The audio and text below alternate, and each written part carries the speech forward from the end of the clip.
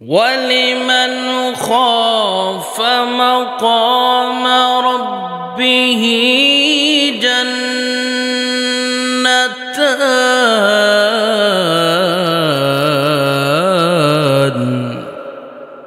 আমার আল্লাহ পাক রব্বুল আলামিন বলেন, যদি কোনো ব্যক্তি আমি আল্লাহ পাক রব্বুল আলামিনকে ভয় পায়, আমি আল্লাহ পাক রব্বুল আলামিনকে মন থেকে যদি কোনো ব্যক্তি ভয় পায়, তাহলে আমি তার জন্য, সে যখন পৃথিবীর জমিন থেকে বিদায় নেবে, আমি আল্লাহ তার জন্য একটা নয় দুইটা জান্নাত রেডি করে রেখেছি।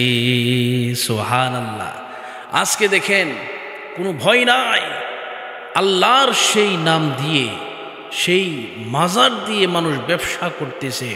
এই সমস্ত মাজারগুলো ভেঙে দেওয়া দরকার।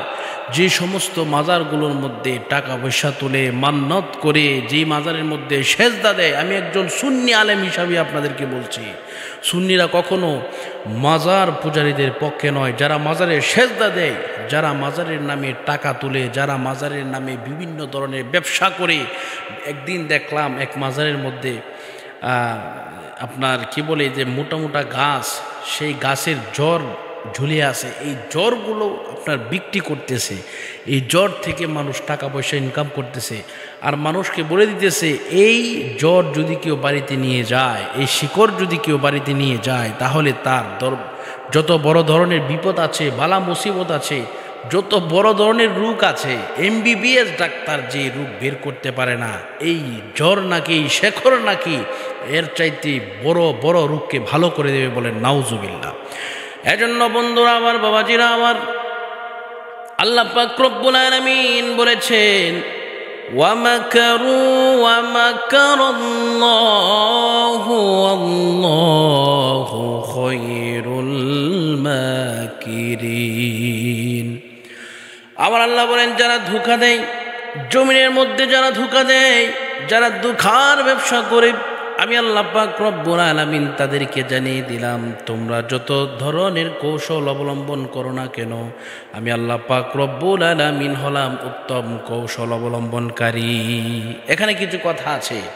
অনেকেই আছে যারা মূলত একেবারে আল্লাহ পাকের পিওর অলি আল্লাহ, অলি আল্লাহ সাজে না, পিওর অলি আল্লাহ, যেমন শাহজালাল, শাহ পরান, শাহ মখদুম, খান জাহান আলী, ওনারা হচ্ছেন পিওর অলি আল্লাহ। উনাদের মাজার অনেকে যায় ভেঙে দিতে, নাউজুবিল্লাহ মিন জালিক।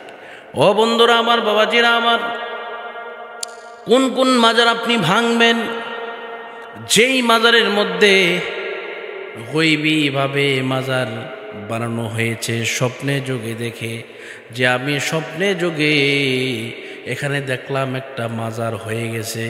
এই একটা লোক স্বপ্ন দেখলো, স্বপ্ন দেখার পরে সে মাজার তৈরি করা শুরু করে দিয়েছে। এমন আছে না নাই? অবশ্যই আছে। আমাদের এলাকায়, পাশের এলাকায় দেখলাম এক লোক স্বপ্নের যুগে দেখেছে যে তার কি হবে, একটা বাড়ির সামনে একটা মাজার তৈরি হবে। এটা মানে তার ব্যবসা করার ধান্দা, তার ব্যবসা করার কি একটা ধান্দা। সে এজন্য সে কী করলো, সে মানুষকে জানিয়ে দিল যে আমি স্বপ্নের যুগে দেখেছি, আমি এখানে একটি মাজার তৈরি করেছি, এবং এই মাজারের মধ্যে যেই মান্নত করবে, যেই দান করবে, সেই দান আল্লাহ পাক কবুল করে নেবেন। বং তং কত কিছু বলে দিয়ে আপনার এই মাজারের মধ্যে কি করা শুরু করেছে, ব্যবসা করা শুরু করেছে। দেখলাম একদিন সে নিজে অন্য কাউকে দিয়ে কি করছে, একটা ছাগল সে কিনে নিয়ে এসে এই মাজারের মধ্যে দিছে। এইভাবে আরেকজন দিল, এইভাবে নিজেরা প্রথম দিয়েছে টাকা পয়সা দিয়ে। এরপরে বাহির থেকে মানুষটা এসে দেওয়া শুরু করলো। আস্তে আস্তে এটা ভালো ইনকামের একটা ধান্দা হয়ে গেল।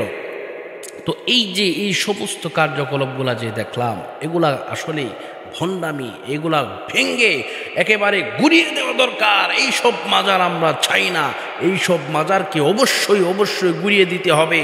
এই সমস্ত ব্যবসায়ীদেরকে গলা টিপে ধরে তাদেরকে এই ব্যবসা থেকে সরাতে হবে। কারণ মুসলমানদেরকে কলঙ্কিত করতেছে, ইসলামকে কলঙ্কিত করতেছে, বাংলার মানুষকে কলঙ্কিত করতেছে, সত্য ওলি আল্লাহদেরকে কলঙ্কিত করতে চায় এই সমস্ত ভণ্ড মাজার পূজারী ব্যবসায়িকরা। বলেন ঠিক কিনা?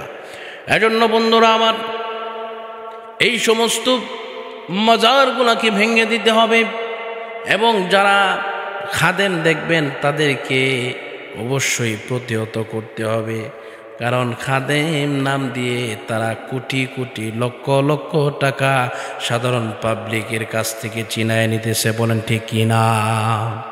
এবং আমার দাবি, এই ডক্টর ইউনূসের কাছে আমাদের যিনি প্রধান উপদেষ্টা, মাননীয় প্রধান উপদেষ্টা ডক্টর ইউনূসের কাছে আমার দাবি, যত মাজার আছে, যত ধরনের বড় বড় এই প্রতিষ্ঠানগুলো আছে, এই সমস্ত প্রতিষ্ঠানগুলোকে সরকারের আওতায় ভুক্ত আনতে হবে। যে সমস্ত ইনকাম হয়, মানুষ দোয়া চাওয়ার জন্য যে টাকা পয়সা দেয়, বুঝে দেখ আর না দেখ, এই সমস্ত টাকা পয়সার দায়িত্ব সরকারকে বহন করতে হবে। আর যদি সরকার বহন না করে, তাহলে যে সমস্ত মাজারের মধ্যে টাকা পয়সা দেয়, আইনিভাবে আইনি পদক্ষেপ নিয়ে এই মাজারগুলোতে টাকা দেওয়া, এই সমস্ত মোমবাতি দেওয়া, আগরবাতি দেওয়া, এন দেওয়া, তেন দেওয়া, এই সমস্ত কিছু বন্ধ হওয়ার দরকার আছে না নেই? এজন্য বন্ধুরা আমার, বাবাজিরা আমার, হক্কানি আলেম যারা আছে তারা অবশ্যই মাজারের পক্ষে। কিছুদিন পূর্বে শুনলাম নুরুল ইসলাম অলিপুরি সাহেব, উনি এক বর্ণনার মধ্যে বলেছেন যে মাজার, যে সমস্ত ওনাকে প্রশ্ন করা হয়েছে মাজার কি ভেঙে ফেলা এটা ভালো কি না, উনি জবাবে বলেছেন যে না না না, মাজার কেন ভাঙবেন? মাজার জিয়ারতের স্থানকে মাজার বলা হয়, এটা কেন ভাঙবেন? অবশ্যই আপনার মাথার মধ্যে যদি ওকন হয়, আপনার মাথাকে কেটে ফেলবেন নাকি ওকনগুলা সারাবেন? লোকেরা জবাব দিল ওকনগুলা সারাতে হবে, মাথা কাটা যাবে না। তদ্রূপভাবে আপনি মাজারের মধ্যে যে সমস্ত অন্যায় চলে, মাজারের মধ্যে যে সমস্ত খারাপ কাজ চলে, এই সমস্ত খারাপ কাজের বিরুদ্ধে আমাদেরকে রুখে দিতে হবে, খারাপ কাজের বিরুদ্ধে আমাদেরকে দাঁড়াতে হবে। আর যদি আমরা এইভাবে মাজার ভাঙা শুরু করি, আল্লাহর গজব আমাদের মধ্যে আসতে পারে কি পারে না?